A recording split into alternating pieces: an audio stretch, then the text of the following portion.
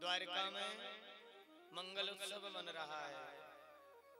द्वारकावासी आनंद में डूबे हुए हैं। श्री सुखदेव जी कहते हैं,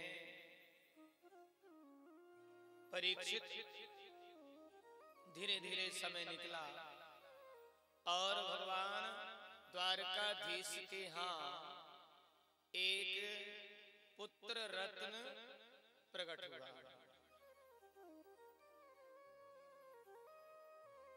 कामस्तु वास देवांशो दग्धा प्रागरुद्रे मन्युना देहोपपत्तये भूयस् तमेव प्रत्यपद्यता। भगवान कृष्ण के यहाँ एक पुत्र रत्न प्रकट हुआ जो साक्षात कामदेव हैं। भगवान रुद्र ने क्रुद्ध होकर जब काम को भस्म कर दिया, तब काम पत्नी रति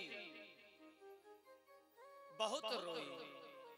भगवान शंकर के चरणों में प्रणाम किया है। भूत भावन भोलेनाथ, आपका नाम तो आशुतोष है। आपकी शरण में जो आ जाता है उसका सारा शोक दूर हो जाता है। हाँ। जो भक्त की पुकार को, भक्त की प्रार्थना को जल्दी स्वीकार कर ले, जल्दी जो संतुष्ट हो जाए, वही तो आशुतोष है। आशु सुग्रम तुष्यति इति आशुतोषाः।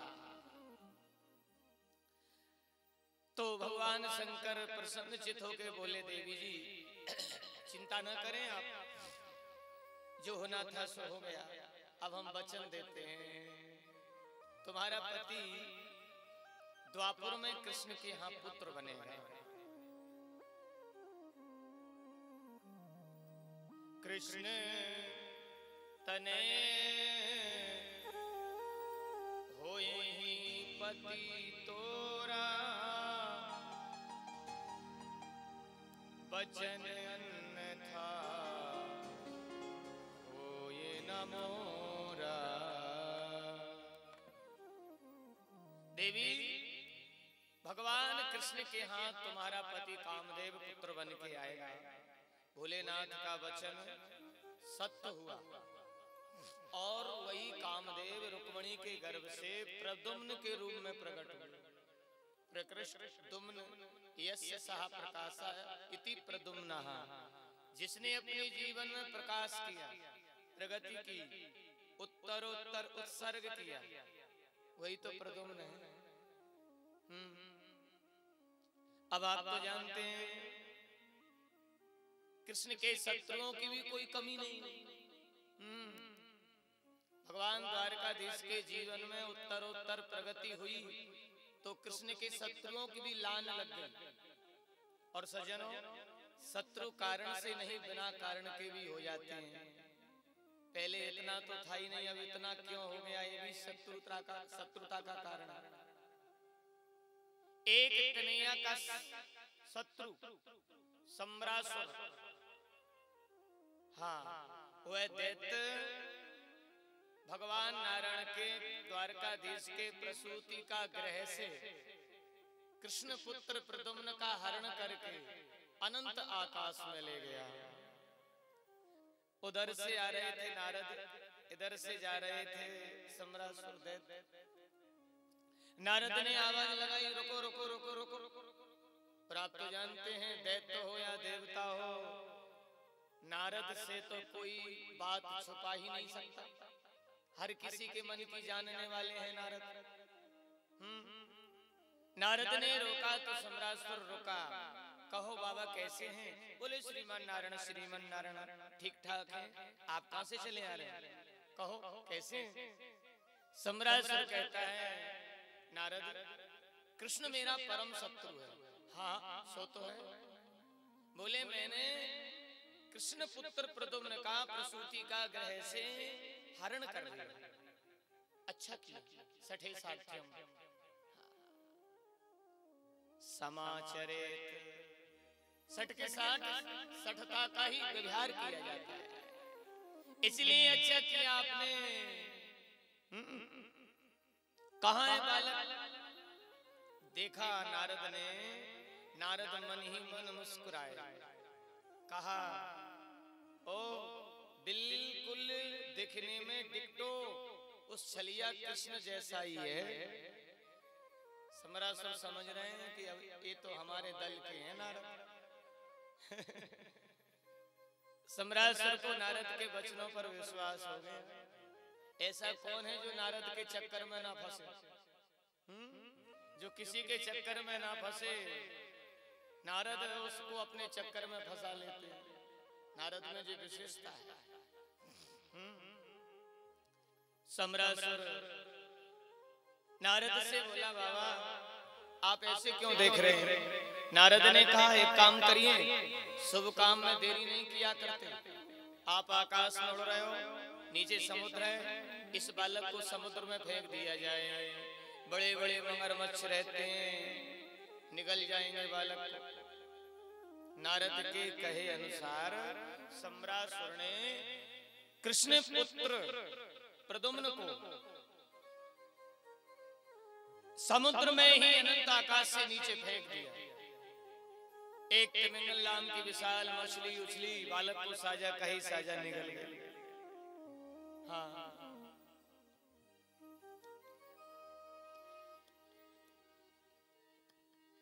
जाको रखे साइया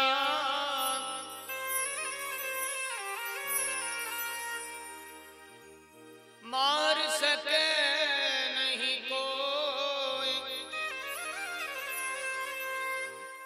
बाल नमा का कर सके जो जग बैरी हो। अरे जिसका रक्षक जिसका रखवाला भगवान है, भला उसे कौन मार सकता है? धन्य है।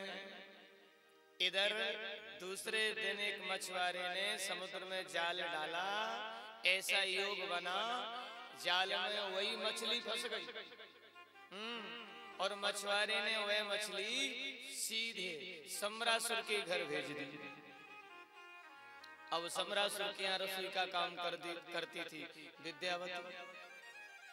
बीच में से मछली को फाड़ा, उसमें सजीव बालक निकला। सजीव जीवित शिशु। अब विद्यावती चक्कर में पड़ गई। भयभीत होकर के उस शिशु को लेकर विद्यावती समरासुर के यहाँ पहुंची। समरासुर ने कहा, सुनो, आपको दिया पालो पोषो, उसकी तो बुद्धि सड़े आ गई। यही पता नहीं कि मेरे ही घर में मेरा काल आ गया। इधर मातृभाववत विद्यावती उस बालक का लालन पालन पोषण करने लगी। एक दिन संत नारद आते हैं, कहते हैं, देवी जिस बालक का आप लालन पालन पोषण कर रही हो, यह बालक तो आपका पति है। विद्यावती ने कहा, बाबा ये आप क्या बोल रहे हैं? हाँ हाँ, हम जो कह रहे हैं देवी जी सत्य कह रहे हैं। सारा वह प्रसंग नारद ने कामदेव का सुनाया। भगवान शंकर ने जब शिवती सरा नयने उघारा, जब शिवती सरा नयन उघारा, जब शिवा भोलेनाथ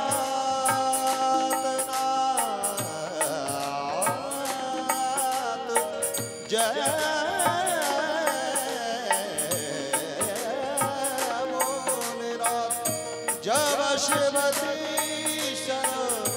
नयन उघारा, जब शिवती नयन उघारा,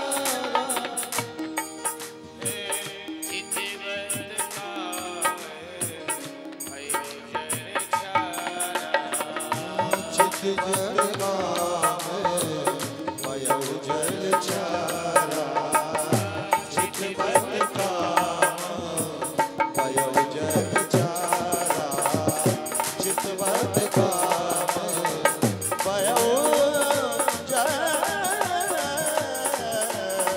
चारा। धन्य है जब भगवान शंकर ने अपना तीसरा नेत्र खोला, कामदेव जल के राख हो गया। तो वही सारा प्रसंग नारद